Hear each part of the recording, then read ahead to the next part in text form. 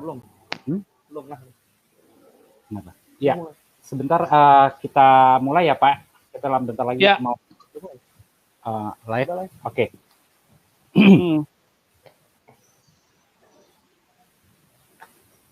Selamat malam semua. Selamat malam Indonesia.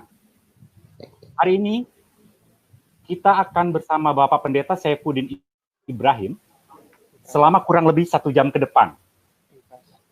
Diskusi kita malam ini bertema nubuatan Nabi Muhammad dalam Alkitab.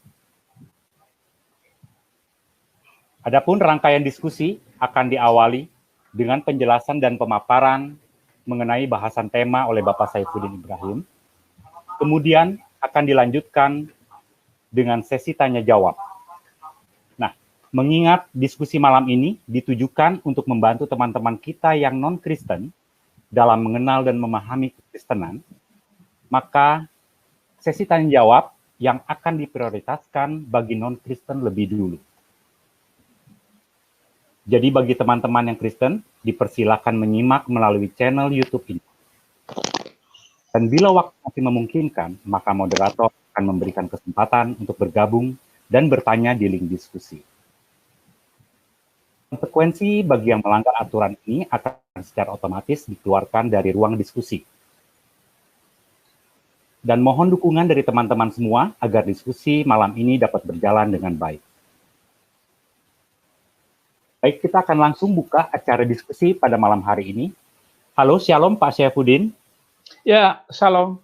Selamat malam, Pak. Selamat malam semuanya.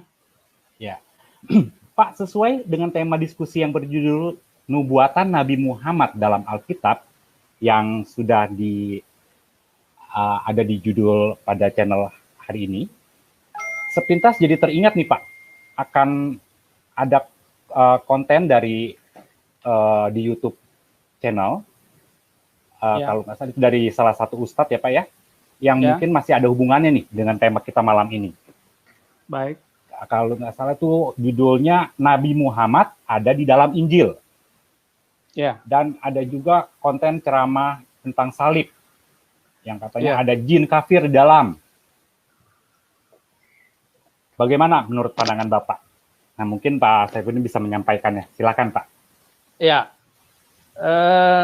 Dasar kenapa saya masuk Kristen adalah di dalam Al-Quran surat Yunus ayat 94. Wa in kunta fi syakkin mimma anzalna ilaika fas'alil ladzina yaqra'una al-kitab.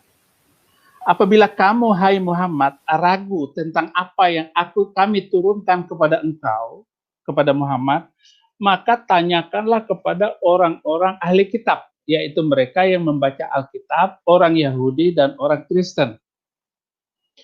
Saya melakukan penelitian, benarkah ayat ini bahwa Nabi Muhammad itu dinubuatkan di dalam Alkitab, dinubuatkan di dalam kitab-kitabnya orang Yahudi dan orang Kristen?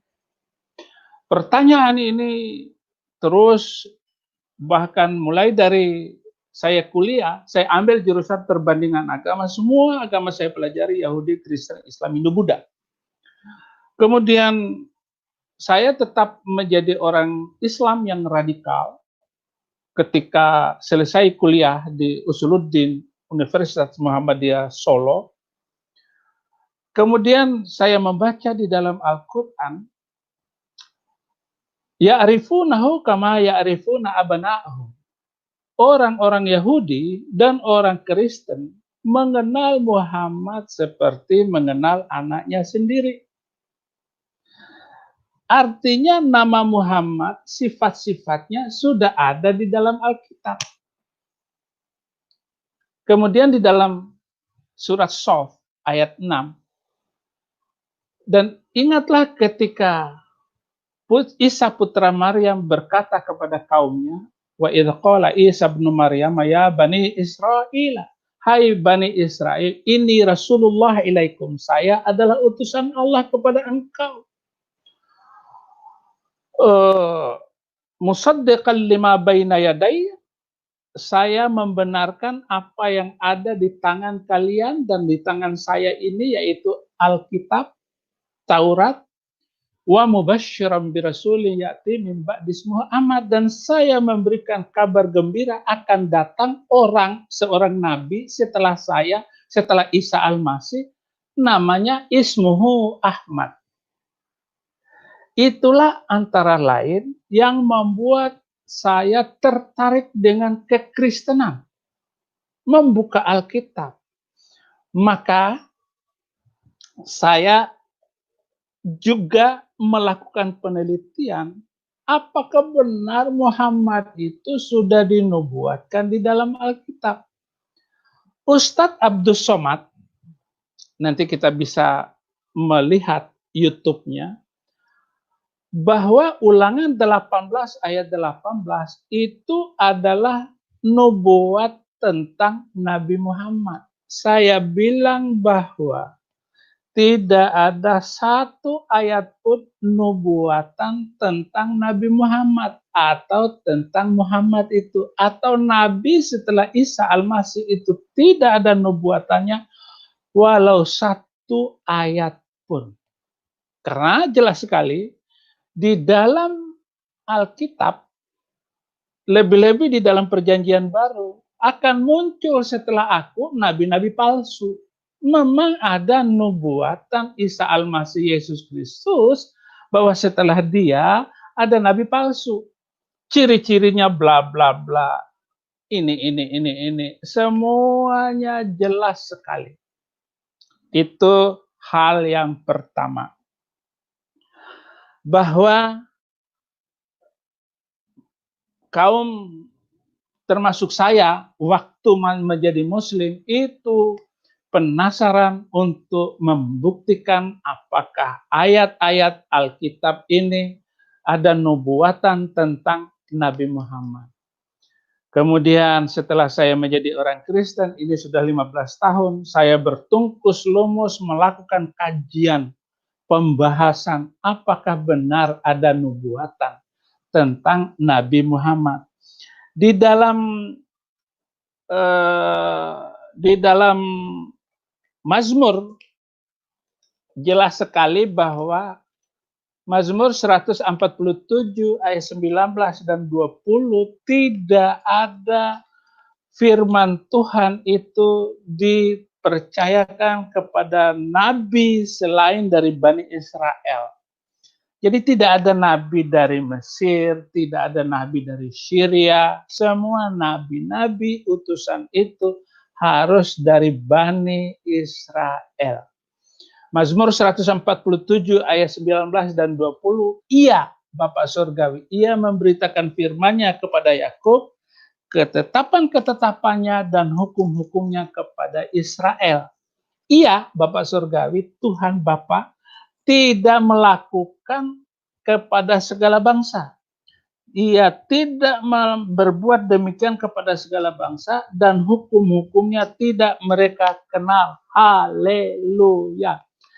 Jadi hukum Taurat, hukum nabi-nabi, undang-undang tentang kehidupan ini tidak pernah dipercayakan kepada selain Bani Israel.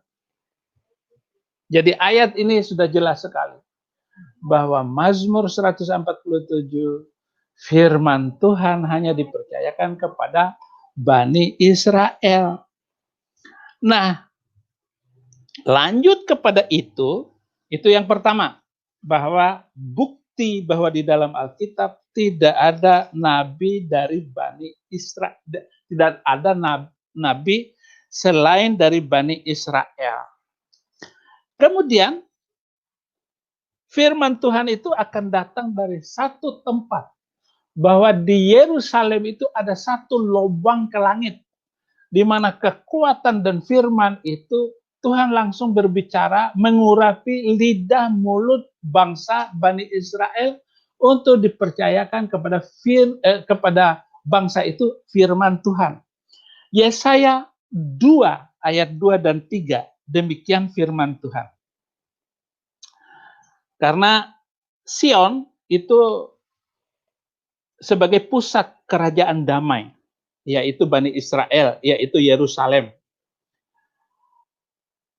Yesaya 2 ayat 2 Demikian akan terjadi pada hari-hari yang terakhir, gunung tempat rumah Tuhan akan berdiri tegak di hulu gunung-gunung dan menjulang tinggi di atas bukit-bukit. Segala bangsa akan berduyun-duyun ke sana. Ayat 3, dan banyak suku bangsa akan pergi serta berkata, mari kita naik ke gunung Tuhan, ke rumah Allah Yakub, supaya ia mengajar kita tentang jalan-jalannya dan supaya kita berjalan menempuhnya. Sebab dari Sion akan keluar pengajaran dan firman Tuhan dari Yerusalem. Firman Tuhan datang dari Yerusalem, bukan datang dari Gunung Sindur, bukan datang dari Medan. Firman Tuhan datang dari Yerusalem. Ini yang kedua, dicatat baik-baik. Firman Tuhan tidak datang dari Sungai Nil. Jelas sekali, datangnya dari Yerusalem, yaitu Sion, pusat kerajaan damai, di mana hidup damai dan toleransi itu harus didasarkan atas firman Tuhan, bukan wahyu buatan manusia, akal-akalan manusia. Itu yang kedua. Kemudian yang ketiga bahwa firman Tuhan itu hanya dipercayakan kepada orang Yahudi, bukan kepada orang Mesir. Itu harus dicatat baik-baik. Sudah berabad-abad orang-orang ulama kah, pak kiai kah, bahkan biksu-biksu semua mencari apakah benar firman Tuhan itu hanya dipercayakan kepada Bani Israel. Maka di dalam Roma 3 ayat 1 dan 2 demikian. Kelebihan orang Yahudi dan kesetiaan Allah. Lembaga Alkitab Indonesia menulis itu. Roma 3 ayat 1, jika demikian apakah kelebihan orang Yahudi dan apa gunanya sunat? Banyak sekali dan di dalam segala hal. Pertama-tama sebab kepada merekalah dipercayakan firman Allah. Jadi firman Tuhan hanya dipercayakan kepada orang Yahudi, bukan kepada bangsa lain. Bangsa-bangsa lain hanya akan menerima kebenaran berkat dari firman Tuhan.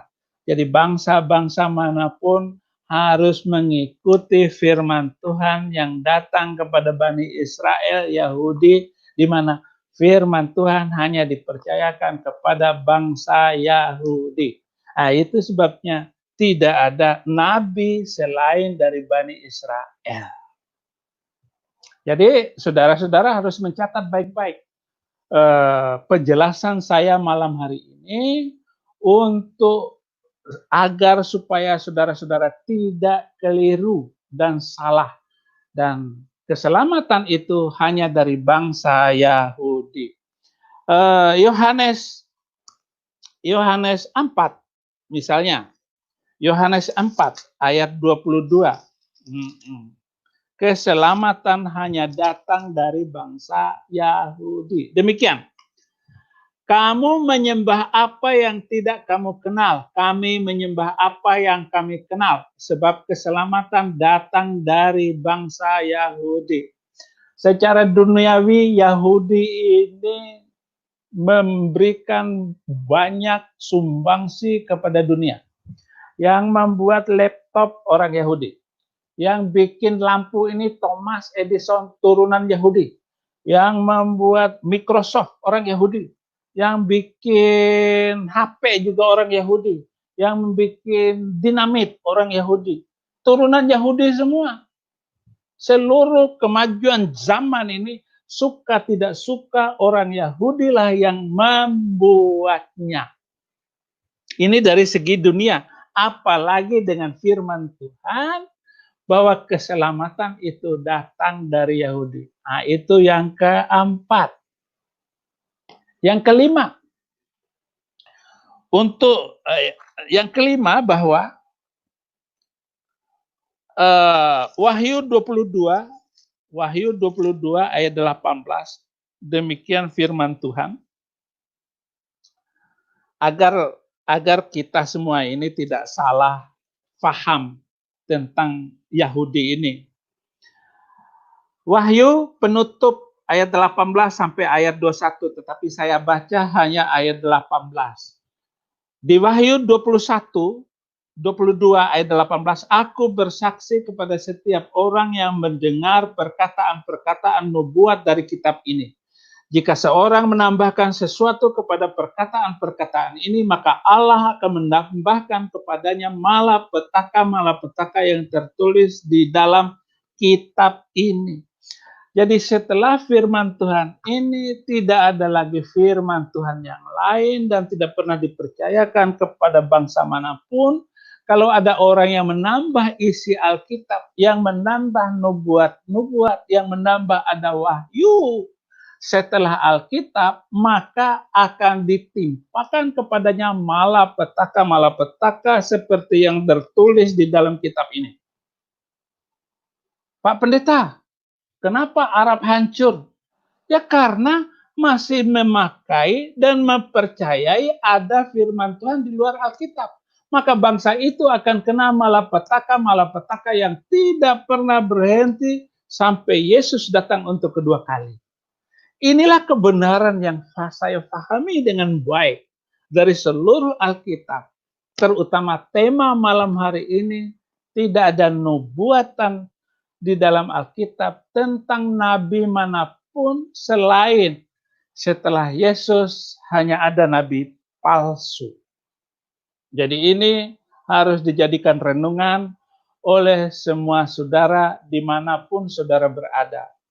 Debat-debat sekarang ini yang luar biasa itu bahkan Ustadz Abdul Somad, Yahya Walloni, seenaknya saja bahwa ada nubuatan nabi dari Arab di dalam Alkitab. Saya katakan tidak ada satu ayat pun yang mendukung pernyataan itu. Kalau begitu Alkitab dipalsukan dong. Karena jelas sekali di dalam Al-Quran, ya'rifunahu kama ya'rifuna abna'ahum. Mereka mengenal Muhammad seperti mengenal anaknya sendiri. Bagaimana saya mengenal Saddam Hussein, anak saya? Bagaimana saya mengenal Fikri Khomeini? Bagaimana saya mengenal putri saya, Golda Meir? Jadi begitulah orang Yahudi dan orang Kristen mengenal nabi dari Arab itu. Tidak ada. Tidak ada. Inilah yang seluruh kajian saya yang tidak pernah mampu ditantang oleh siapapun. Jadi Ustadz Abdul Somad ya jangan berbicara tentang nubuatan itu. Pak Abdul Somad nggak tahu tentang perbandingan agama. Urus saja itu kitab Toharoh tentang bersuci, tentang puasa, tentang haji. Urus itu saja. Pak, Ustadz itu ya jangan urus tentang nubuatan itu. Jadi enggak produktif. Atur saja bagaimana umat ini bisa hidup toleransi dan damai. Itu lebih bagus dari semua pembicaraan. Inilah data pertama, hal-hal yang sudah saya sampaikan tentang tema pada malam hari ini. Demikian. Terima kasih. Tuhan Yesus memberkati. Ya, baik. Terima kasih Pak Pendeta Saifuddin Ibrahim atas penjelasan dan pemaparannya tadi yang sudah Bapak sampaikan. Ya, Puji Tuhan kita sudah dengar bersama. Semoga boleh menjadi berkat buat kita semua. Sekarang kita akan membuka sesi tanya jawab bagi teman-teman non-Kristen. Link untuk bergabung dan bertanya ada di deskripsi dan ada juga di layar ya. Jadi bisa langsung. Perlu diingatkan juga nih bagi teman-teman karena kapasitas ruang diskusi terbatas. Jadi teman-teman baru bisa join bila slot tersedia atau ada peserta yang sebelumnya sudah selesai atau keluar dari ruang diskusi. Baik, ini sudah ada satu penanya ya, yang join dengan akun Adrianus. Halo, selamat malam. Halo, selamat malam. Ya, Selamat malam Pak Adrianus. Ya, selamat malam Pak Adrianus. Halo. Oh, terputus ya.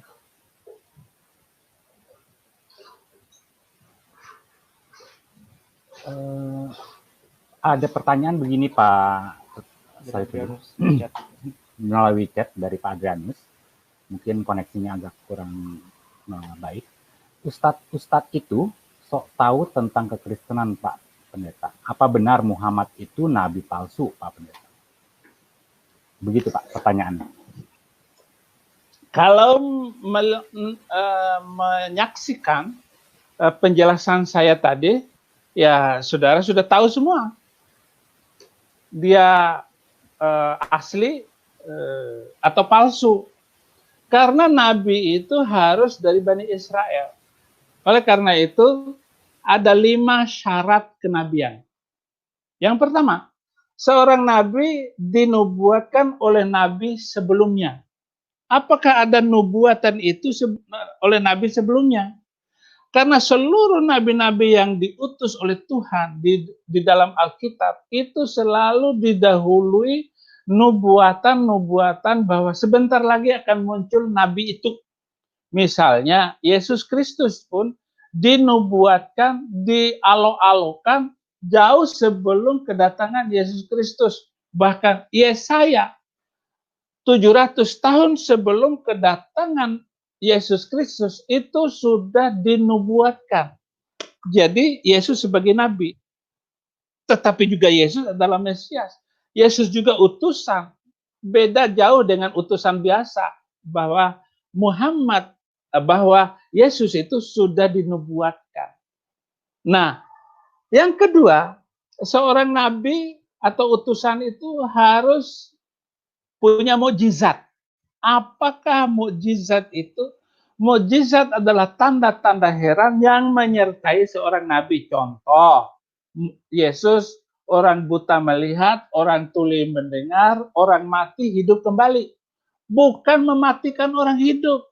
Kalau sekedar mematikan orang hidup, ya saya juga bisa bunuh orang. Bagaimana orang mati bisa bangkit kembali? Dan Yesus itu ada 3 orang yang dihidupkan oleh Yesus Kristus yang tidak bisa dilakukan oleh ulama-ulama Yahudi, ahli Taurat, dan orang-orang Farisi zaman itu. Maka mereka terdiam. Oh, ini Yesus ini melakukan dengan kuasa iblis setan, kok bisa menghidupkan orang mati. Maka terkagum-kagumlah orang Yahudi akan Yesus. Nah, ini namanya mujizat. Musa membelah laut supaya bisa jalan di tengah laut dan menyelamatkan Bani Israel dari ancaman Fir'aun, Ramses zaman itu. Itu namanya mukjizat. Tongkat jadi ular. Gitu. Itu karena kuasa Allah yang ada di dalam lidah, bibir, iman Musa. Itu namanya mukjizat. Yang kedua, seorang nabi harus ada saksi nabi lain. Minimal 2 nabi atau minimal 1 orang nabi yang menyaksikan bahwa nabi ini adalah utusan Tuhan, supaya setiap ajaran nabi itu bisa dibuktikan, bisa ditegur kalau dia salah mengajar. Kalau dia merampas istri orang, ditegur oleh nabi lain. Waktu zaman Daud ada Nabi Nathan. Jadi Daud itu bukan nabi, Daud itu raja. Ditegur oleh Nathan bagaimana? Karena Daud mengambil istri orang untuk menjadi istrinya. Nah, ini nggak boleh seorang nabi mengambil istri orang. Ataupun mengambil janda orang untuk dijadikan istri. Itu bukan nabi. Yang keempat, seorang nabi harus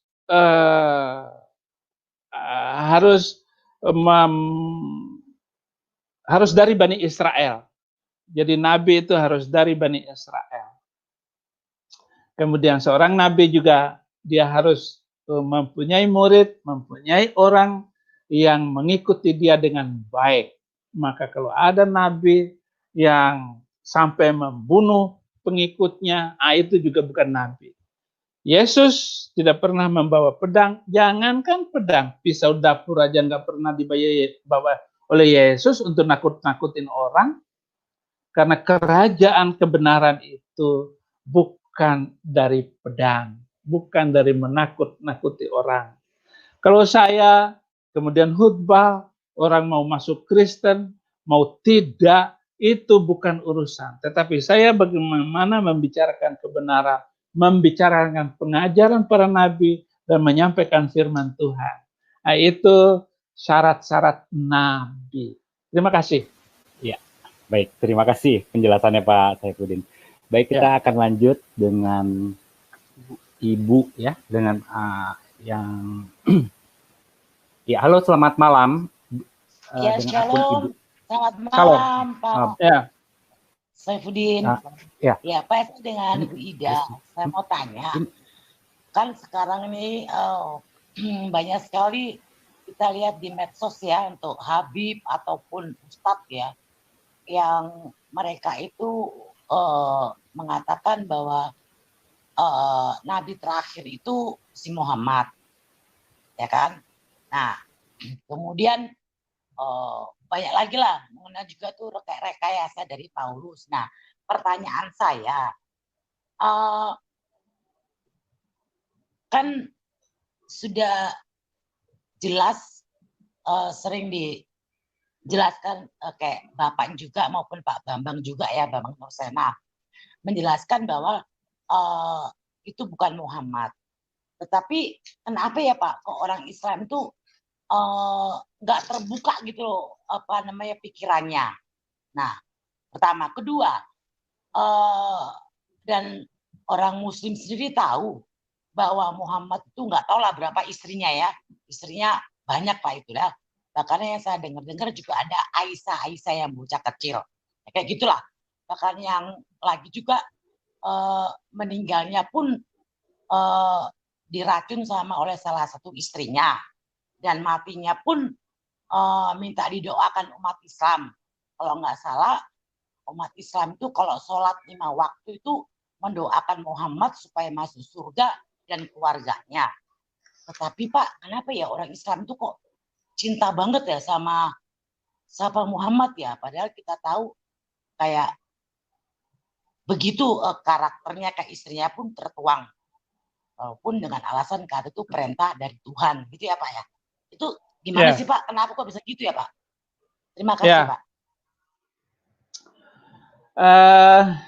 Itu keyakinan masing-masing. Kalau dia mengatakan Muhammad Nabi terakhir, ya silakan. Memang begitu, sama dengan saya dahulu, begitu cintanya saya kepada keyakinan ini, ketika saya tidak mengerti, tetapi ketika Tuhan membuka pikiran saya, hati, dan telinga saya untuk mendengar firman Tuhan, ya berubah dengan pelan-pelan dan akhirnya secara radikal saya meninggalkan ajaran itu. Ajaran saya yang dulu itu boleh loh membunuh manusia lain karena beda agama. Jadi jangankan untuk berpendapat seperti tadi, yang seperti yang Ibu katakan, itu saya yakin.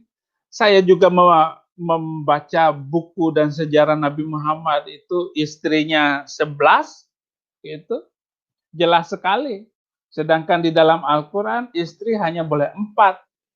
Jadi Nabi Muhammad melanggar, ya bukan melanggar ya, karena dia Nabi ya boleh-boleh saja lebih dari 4, walaupun yang diperintahkan oleh Allah hanya boleh 4, tetapi Nabi Muhammad memang diberikan garansi oleh Nabi, oleh Allah Subhanahu wa Ta'ala, untuk punya istri lebih daripada 4 gitu. Ini adalah keyakinan mereka. Kita tidak boleh mencampurinya. Tentang Nabi Muhammad punya istri banyak ataupun diracuni oleh Hafsah dan Aisyah, atau ada lagi yang mengatakan karena hadis itu banyak sekali bahwa Zainab Al-Harithah, wanita Yahudi yang sakit karena akhirnya dia makan panggang kambing, kemudian beberapa lama kemudian meninggallah si Zainab yang sakit hati karena suaminya dibunuh oleh tentara Islam waktu itu. Maka wanita Yahudi ini menyiapkan panggang kambing. Dan ketika dia sakaratul maut, Aisyah dibilang oleh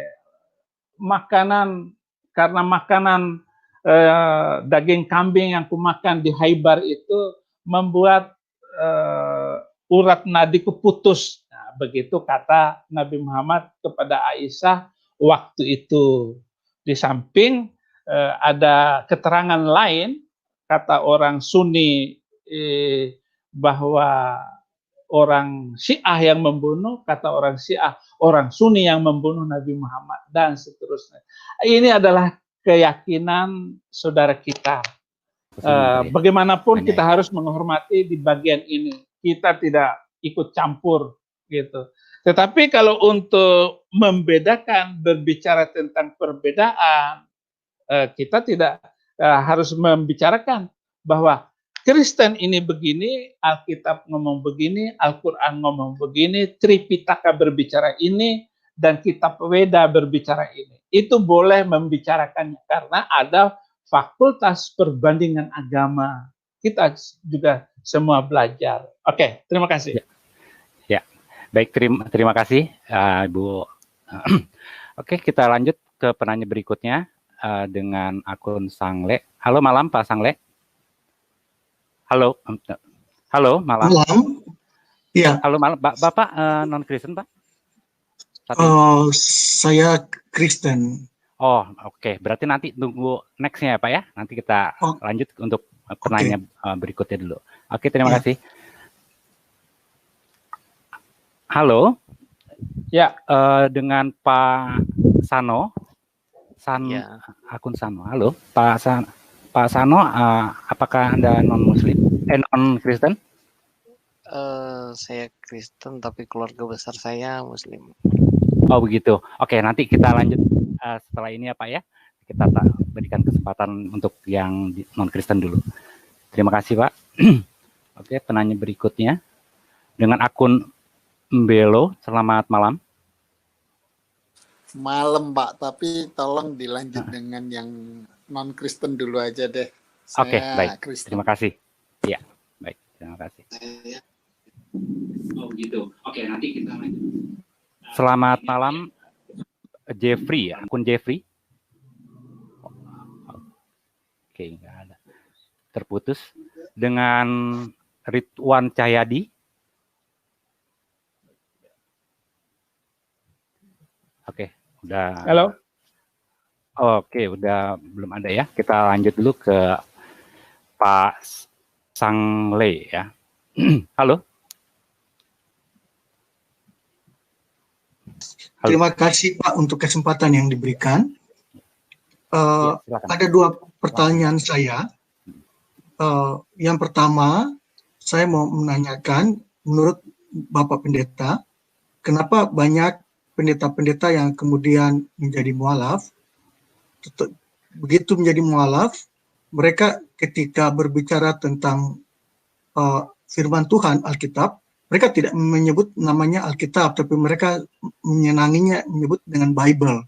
Ada beberapa mungkin yang saya juga tidak tahu kenapa sampai seperti itu. Apakah mereka merasa rikih atau merasa apa gitu menyebut Alkitab, sehingga mereka lebih senang menyebut Bible. Itu yang pertama. Yang kedua, saya ingin mendapatkan tips dari Bapak Pendeta.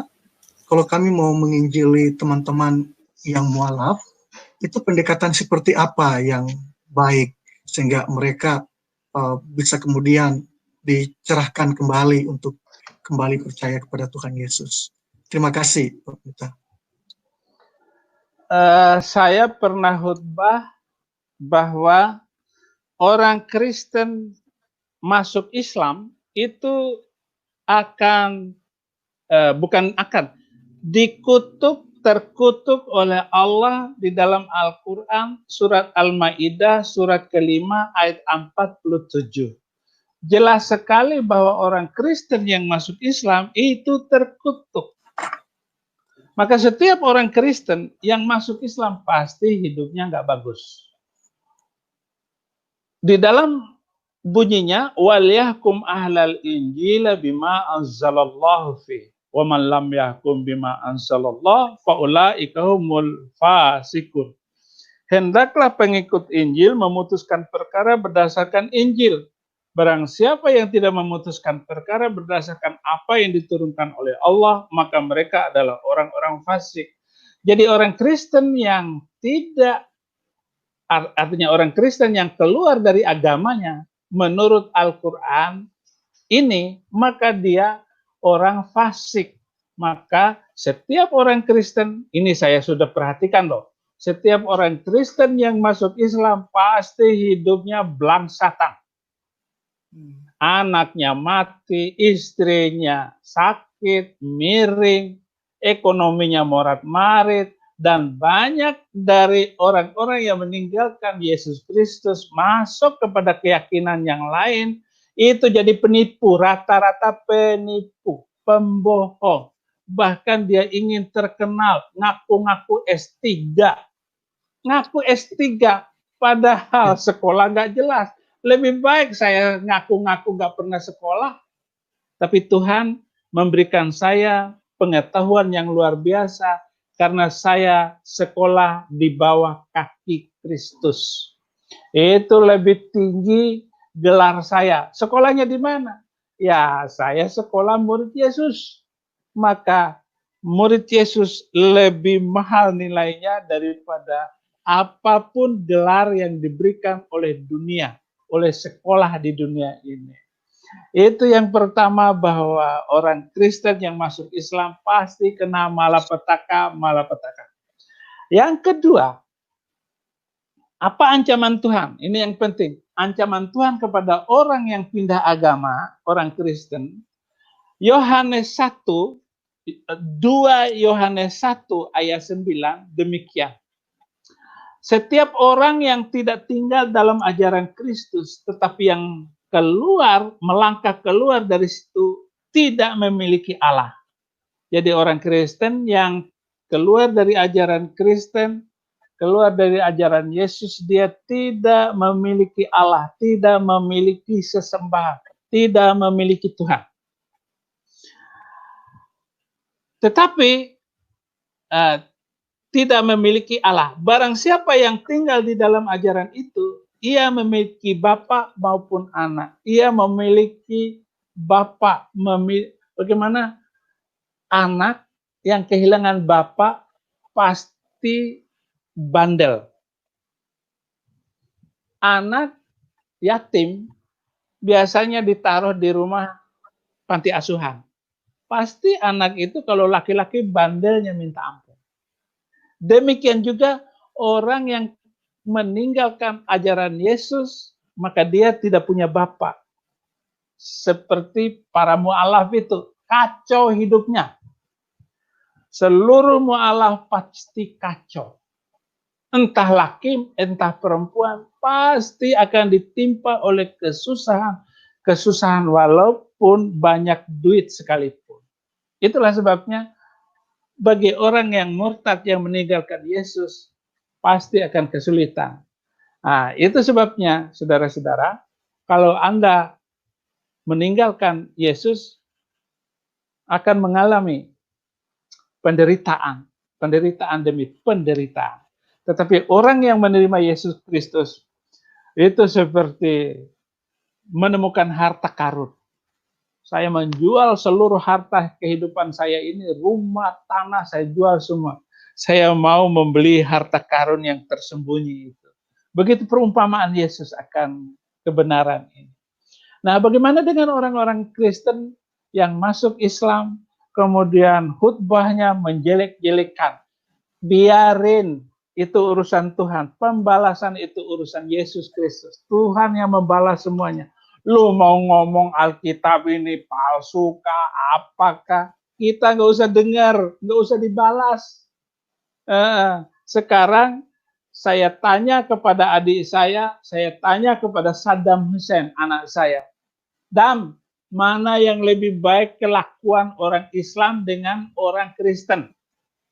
Nggak usah dijawab, nggak usah dijawab. Lihat saja. Karena dari pohon kita mengenal buah, kita tahu buah dari pohon.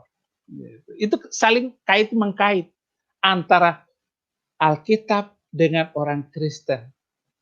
Walaupun ada orang Kristen yang kawin banyak istri, ada. Itu orang, tetapi firman Tuhan tetap. Ya dan amin, satu titik pun tidak hilang. Itulah kekuatan saya karena mengenal firman Tuhan yang luar biasa dan ajaib ini. Makanya saya tidak pernah ragu sedikit pun tentang ustadz-ustadz yang mu'alaf yang mengatakan Bible kah, apakah, biarin. Karena dia nggak suka dengan Alkitab.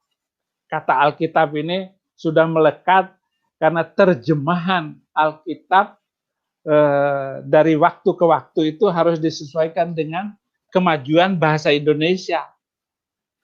Misalnya gereja, Alkitab terbitan cetakan 1927, gereja itu disebut masjid.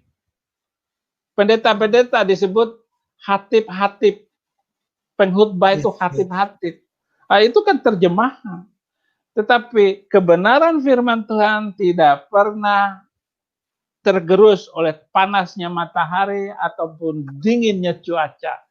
Firman Tuhan yang keluar dari mulut Tuhan tidak kembali dengan sia-sia. Akan melakukan apa yang diperintahkan dan akan berhasil apa yang disuruhkan kepadanya. Itulah firman Tuhan, mau disebut Alkitab kah, mau disebut buku kah, mau disebut Bible kah, isinya tidak pernah berubah. Terima kasih, Tuhan Yesus memberkati. Terima kasih Pak Pendeta. Ya, terima kasih Pak. Oke, kita lanjut dulu. Ada yang masuk, Pak. Agus Firman Lala. Bisa dengar saya, Agus Firman Lala? Oh, nggak bisa. Tidak terkoneksi ya. Bacakan saja. Belum ada yang dari non-Kristen. Oke, kita lanjut dulu ke Pak Sano. Selamat malam, Pak Sano. Selamat malam. Ya, silakan singkat pertanyaan, Pak. Silakan. Di Quran,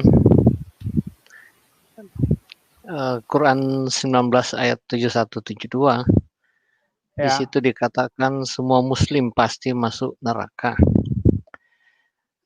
Kemudian saya juga pernah dengar, tapi saya ingin tanyakan ke Pak Saifuddin itu, golongan apa yang masuk surga menurut Al-Quran? Saya pernah dengar itu bahwa yang masuk surga adalah Yahudi, Nasrani, dan Sabian atau apa, Sabiin. Tapi saya nggak tahu ayatnya di mana. Itu saja Pak Saifuddin. Ya. Pertanyaan Bapak sudah keluar dari tema besar pengajaran saya pada malam hari ini, tapi saya singkat saja bahwa pertanyaan yang berkaitan dengan Maryam 71-72 bahwa semua orang Islam seluruhnya kamu akan masuk neraka. Tidak ada seorang pun yang tidak mendatangi neraka itu. Nah, itu Al-Qur'annya. Jadi semua orang Kristen, Islam pasti masuk neraka. Kemudian ayat 72-nya, kemudian Allah akan memilih kamu mengeluarkan dan menetapkan orang yang zalim berlutut di dalam neraka itu. Orang-orang yang bagus itu akan dipisahkan. Jadi sama ajaran ayat ini sama dengan ajaran saudara kita bahwa ada api pencucian. Jadi tetap masuk neraka, dicuci dulu, baru dimasukin ke surga. Padahal neraka itu kekal, surga itu kekal. Maka Yesus mengajarkan kepada kita bagaimana ilmu kehidupan ini mengasihi dan mencintai sesama manusia. anugerah Tuhanlah yang membuat kita masuk surga. Bukan karena amal perbuatan, bukan karena keturunan, bukan karena darah, bukan karena bangsa. Gara-gara kita bangsa bukan Yahudi, lalu masuk neraka. Enggak begitu. Semua orang yang menerima Yesus Kristus sebagai Tuhan dan Juru Selamat masuk surga, hidup kekal selama-lamanya. Itulah pentingnya Anda hati-hati hidup di dunia ini, karena di kolong langit ini tidak ada yang boleh kita diselamatkan kecuali in the name of Christ. Hanya dalam nama Yesus. Di luar nama itu kita tidak akan dijamin keselamatan. Termasuk insan Moko Ginta debat dengan saya, ngotot habis-habisan. Mana ada kepastian masuk surga karena ikut Yesus? Ayatnya banyak sekali. Ayatnya banyak sekali bahwa kepastian masuk surga itu adalah jaminan Tuhan Yesus karena kita cinta kepada Dia, karena kita menerima Yesus Kristus dan dibaptis di dalam nama Yesus Kristus. Karena memberitakan Injil keselamatan Yesus Kristus. Itu sebabnya kita selamat dipastikan. Nah, jadi kalau di sana insya Allah mudah-mudahan, tapi kalau di Kristen pasti. Kok enak sekali? Ya enak sekali kalau yang menjamin Tuhan Yesus, Dia yang datang dari sorga, Dia tahu jalan ke sorga, jadi Dia tahu alamat ke sorga. Lah ada nabi tidak jelas. Bahkan kalau ditanya sekarang, anak sekolah minggu, anak-anak, Tuhan Yesus ada di mana? Pasti dijawab di sorga. Tapi kalau ditanya kepada yang lain, Nabi itu ada di mana? Enggak ada satupun yang bisa menjawab. Bahkan kiai sekalipun, ulama sekalipun, biksu sekalipun, tidak bisa menjamin keselamatan itu. Hanya dalam nama Yesus. Terima kasih. Halo? Ya, halo, iya, terima kasih. Kita lanjut ke penanya berikutnya, karena belum ada ya dari non-Kristen yang bergabung. Oke, waktu kita masih sebentar lagi nih, sekitar 15 menit lagi. Oh, masih 15 menit lagi? Iya. Oke. Halo? Kita sapa dulu Mbak Mbelo ya. Ya. Halo, ya, Shalom. Ya, oke, halo, selamat. Silakan pertanyaannya. Oke, Shalom, selamat malam. Ya. Oke, selamat malam Pak Saifuddin Ibrahim. Saya sangat salut dan menggemari Bapak. Yang mau mungkin saya tanyakan di sini, kalau umat Muslim mestinya sudah tahu bahwa Muhammad seringkali mencari dari umat Muslim seringkali mencari-cari ayat daripada Bible untuk nubuatan daripada Muhammad. Namun seringkali dijawab bahwa ayat yang ini bukan nubuatan buat Muhammad. Ayat yang lainnya pun sudah terbantahkan, tapi selalu saja masih mencari-cari mengenai nubuatan Muhammad. Sedangkan dalam surah 10:94 sudah dikatakan kalau Muhammad ragu pun suruh bertanya kepada pembaca kitab sebelumnya, yaitu kitab Taurat maupun Injil. Itu yang pertama. Yang kedua, jelas juga dikatakan bahwa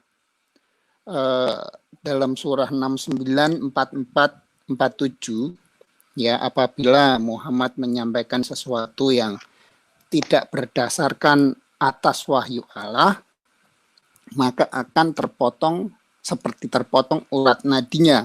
Dan dalam suatu hadis Sahih Bukhari yang sudah dinyatakan sahih ya ini ya, volume 5 kitab 59 nomor 713 pun itu sudah merupakan suatu hal jelas, suatu nubuatan dalam Al-Quran mungkin akan terrealisasi di suatu hadis Sahih Bukhari itu. Terus yang ketiga, ketika Muhammad menerima wahyu di Gua Hiro, itu Muhammad serasa seperti kesurupan. Terus waktu itu paman daripada Khadijah, Warakah bin Naufal itu kan Kristen. Makanya dikatakan bahwa Muhammad katanya akan jadi nabi. Tapi seharusnya kalau berdasarkan logika, nabinya bukan nabi lain di luar Allah yang disembah. Karena Allah yang disembah pun saya lihat sangat berbeda sekali. Bukan Allah dari Abraham, Allah Ishak maupun Allah Yakub.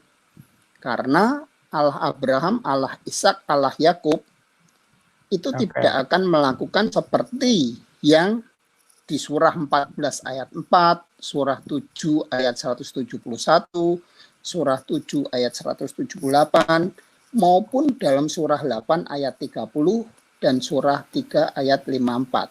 Juga Tuhan Allah Kristiani ada di surga, sedangkan Allah Yesuite tidak di surga.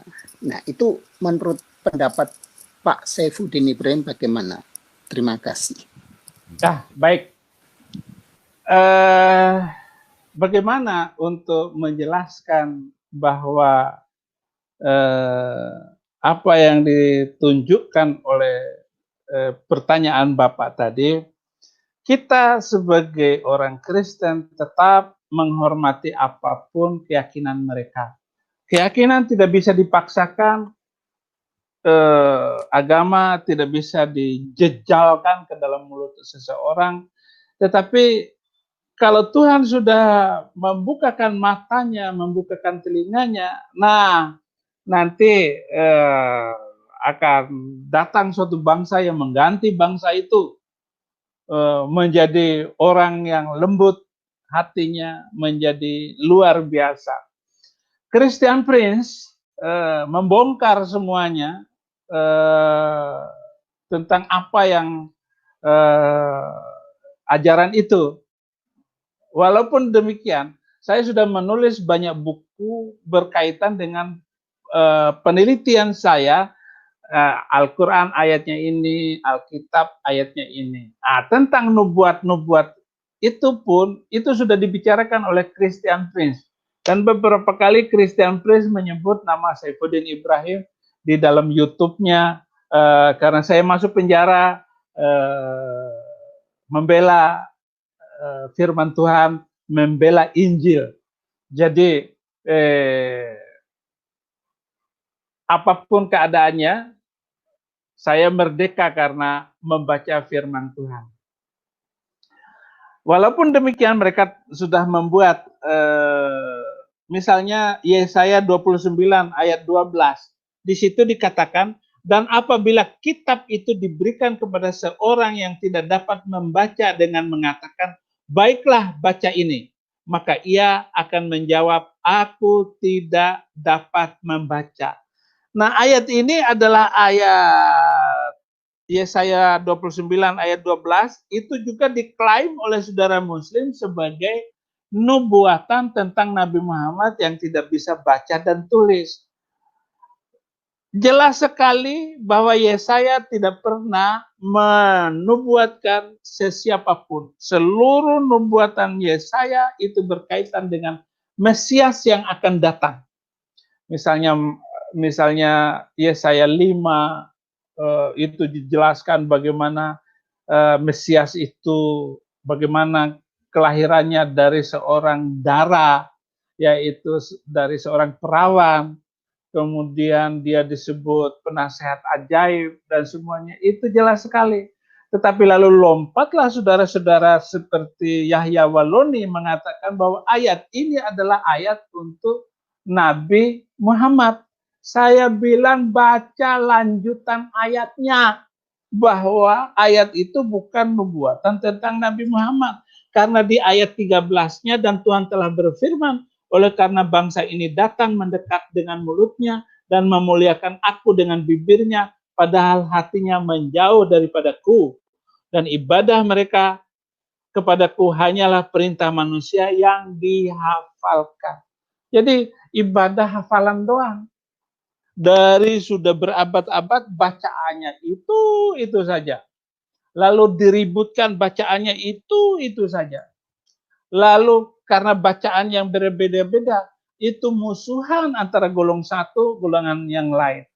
Orang Kristen harus tetap percaya kepada firman Tuhan.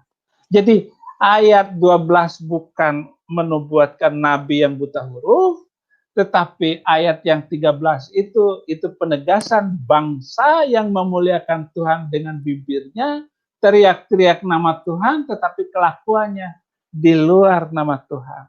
Jadi ayat ini juga menegur orang Kristen ngomongnya begitu, tetapi kelakuannya di luar daripada firman Tuhan. Percuma mereka beribadah kepadaku, sedangkan ibadah yang mereka lakukan adalah perintah manusia, dan ibadahnya hafalan belaka. Jadi dihafalin melulu. Jadi kalau di ayat 12-nya untuk Nabi Muhammad, ya harus baca ayat 13 dan harus baca ayat sebelumnya. Karena itu berkaitan, bukan untuk orang buta huruf, bukan seorang nabi. Orang Yahudi sendiri yang buta huruf, tidak bisa membaca.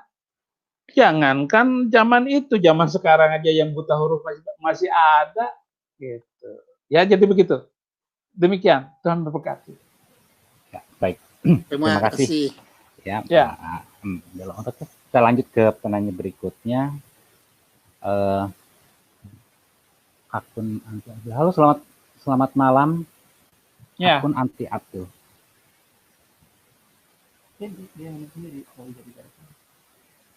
Anti Abdul, oke. Nggak ada tanggapan. Pak Komodo Maut. Hi.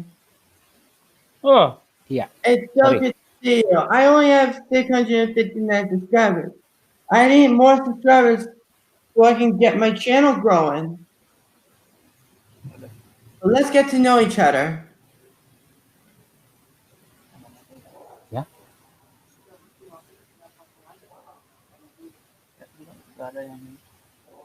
Oke.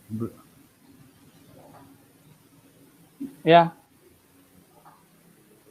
Anti Abdul ada? Nggak ada. Ada Edis, silakan Edis. Langsung masuk ternyata. Edis, ya malam. Pak Edis ini non Kristen atau gimana? Saya Mesianik. Oke. Silakan. Saya mau nanya pribadi nih sama Pak Saifuddin. Selama ini saya pengalaman kan ngobrol dengan ustadz-ustadz, terutama yang dari jamaah tablik itu ya. Orang-orang yang saya anggap ilmunya mumpuni gitu. Kalau menurut Pak Saifuddin sendiri, kira-kira hal dasar yang paling vital yang membuat orang-orang ini meninggalkan agama itu apa menurut Pak Saifuddin? Yang paling vital sekali.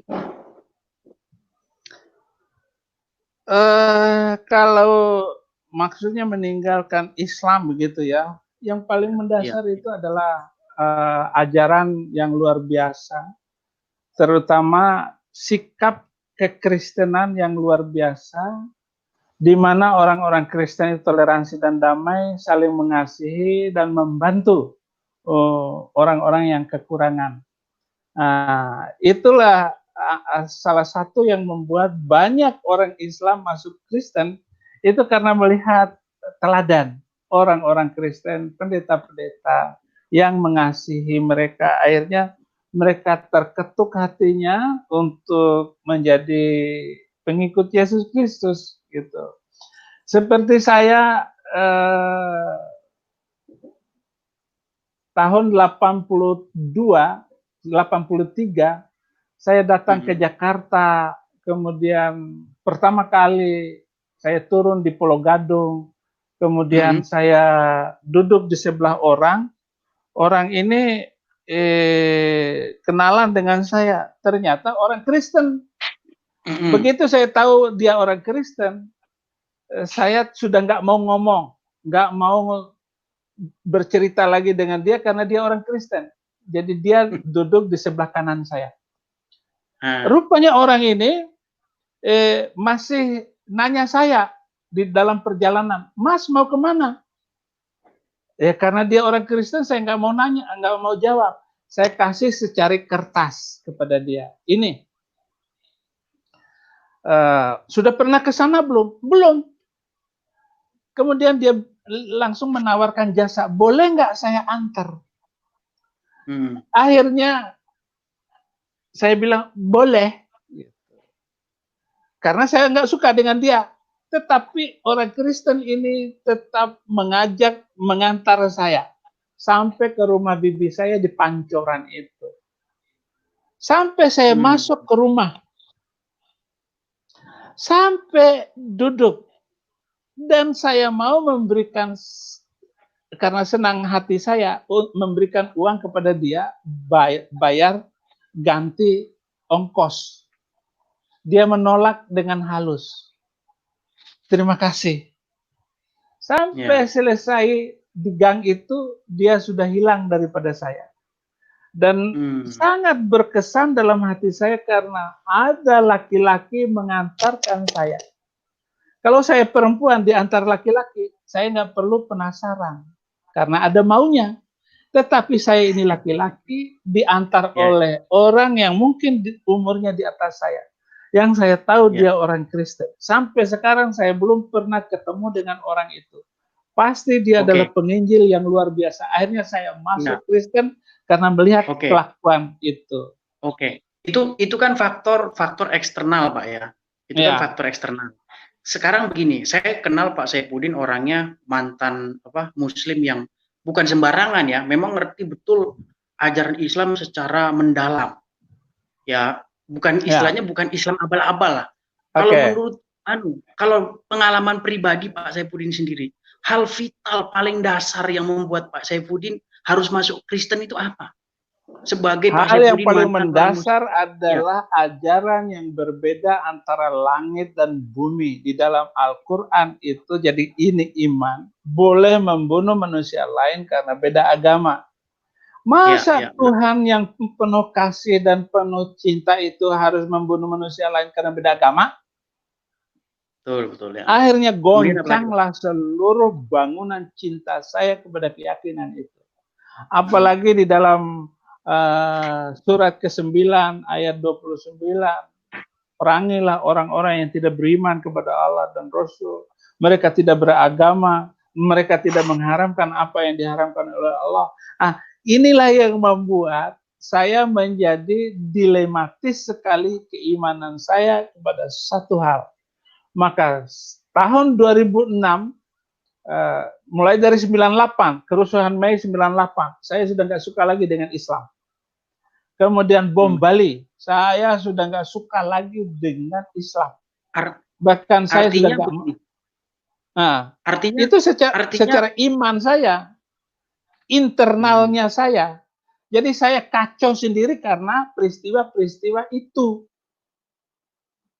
Saya menulis buku, kenapa saya memilih Kristus. Itu saya tuliskan latar belakang saya menjadi orang Kristen dan kenapa saya menjadi radikal menjadi orang Kristen. Karena saya percaya kebenaran firman Tuhan hanyalah Alkitab. Kebenaran untuk membangun masa depan yang cemerlang, masa depan yang penuh damai, membangun peradaban ke depan harus dengan kitab suci yang mengajarkan keselamatan, yang mengajarkan kasih, yang mengajarkan pengampunan. Hanya ditemukan di dalam Alkitab, dalam Injil Kristus. Baik, terima kasih ya Pak Edis penjelasannya. Jadi diingatkan lagi yang bagi yang bertanya jangan melenceng dari tema atau topik pada pembahasan malam hari ini. Dan Pak Saifuddin, mengingat waktu nih sudah 1 jam. Di sini masih ada 2 si penanya. Kira-kira bagaimana Pak Saifuddin, bersedia untuk dilanjut untuk 2 pertanyaan atau disudahi dulu? Dipending dulu. Dipending dulu okay, agar kalau materi ini belum lengkap, nanti direview lagi di pertemuan diskusi berikutnya. Oke. Ya. Baik. Ya. Baik. Berarti karena waktu sudah pukul 21.19 saat ini, sebelum kita tutup,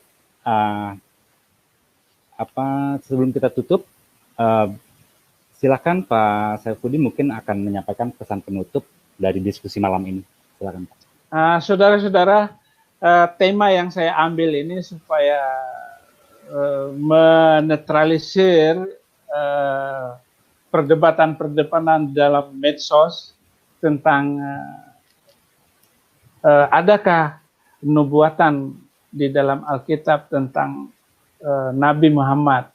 Karena di dalam Al-Quran, jadi masa rentang waktu, interval waktu antara Alkitab dengan Al-Quran itu 610 tahun kemudian baru muncul Al-Quran.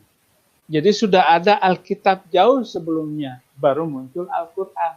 Lalu di dalam Al-Quran semuanya nyetir tentang, membicarakan tentang apa yang diajarkan oleh Alkitab. Tentang peristiwa-peristiwa 600 tahun yang lalu, kemudian diantaranya dikatakanlah bahwa Isa Al-Masih itu enggak disalib, tetapi orang lain yang digantikan menyerupai Isa Al-Masih. Gitu.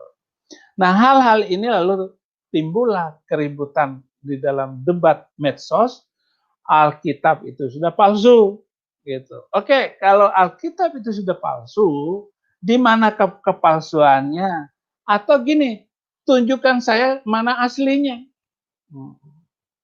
Saya percaya bahwa seluruh isi Alkitab ini tidak ada perubahan sedikit pun. Tentang terjemahan dalam bahasa manapun ya berubah karena beda bahasa. Tetapi nilai inti mainstream apa yang diajarkan oleh Alkitab itu tidak pernah berubah. Bahwa mengampuni orang ya harus mengampuni. Bukan meminta ampun, tetapi mengaku dosa. Ini adalah konsep Alkitab. Bukan minta ampunan, beristighfar. Di dalam Kristen tidak ada istighfar. Yang ada adalah mengaku dosa kita.